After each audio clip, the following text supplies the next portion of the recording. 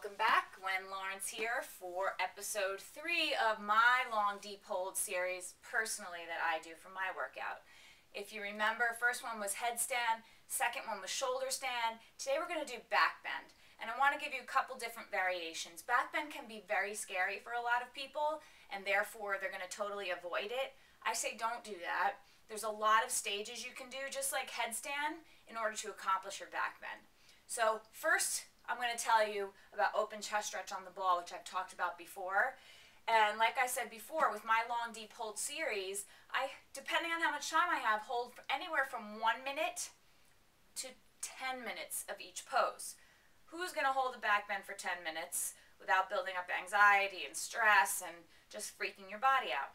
It's one of the best things you can do, and I recommend for everybody to do, no matter who you are, yogi or not, if you work out or not, is open chest stretch on the ball. What counteracts everybody's day of being forward with children, computers, phones, desks, driving, everything is very forward. You see people walking around like this every day. You rarely see a person walking around like this and way too open, if ever. So what you can do, one variation, is amazing open chest stretch on the ball. Just like this, giving yourself time to really sink in the ball, traction out your spine, get nice healthy space between each vertebra, breathe, and try to totally relax into it. If you're finding that the ball is very unstable and you're going from side to side all the time, just put a towel on the floor in a circle, place the ball in the middle, then balance is a non-issue. Right? That's one thing. I love it. I do that all the time. I ask my kids to do it, all my athletes to do it, to keep chest open, free breathing, oxygenating the body, giving you more energy. Another variation is just a traditional back bend, but instead of just popping up and being all open and amazing and sometimes can be really intimidating, there's a couple of stages. So you're going to go onto your back, feet are hips width apart, hips to shoulder width apart, parallel, depending on your flexibility, and you're just on your back. So stage 1 is hand over shoulder, hand over shoulder. Just like that.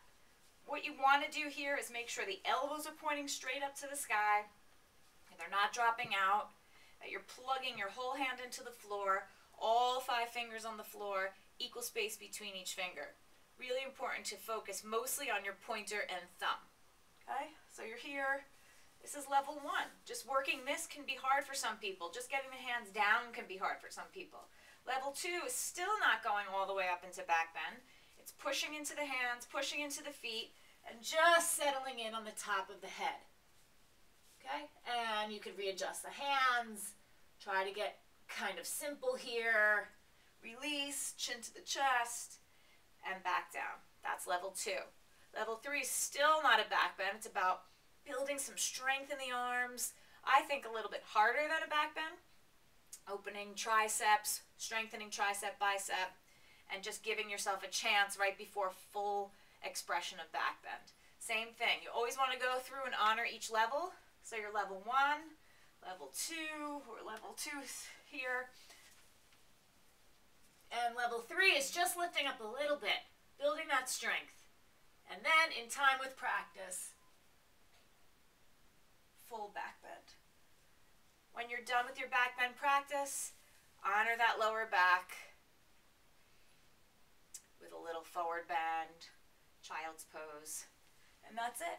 So that's my 3rd long deep hold, headstand, shoulder stand, back bend. Look for episode 4 to find out my 4th and details on that, and I'll see you next time.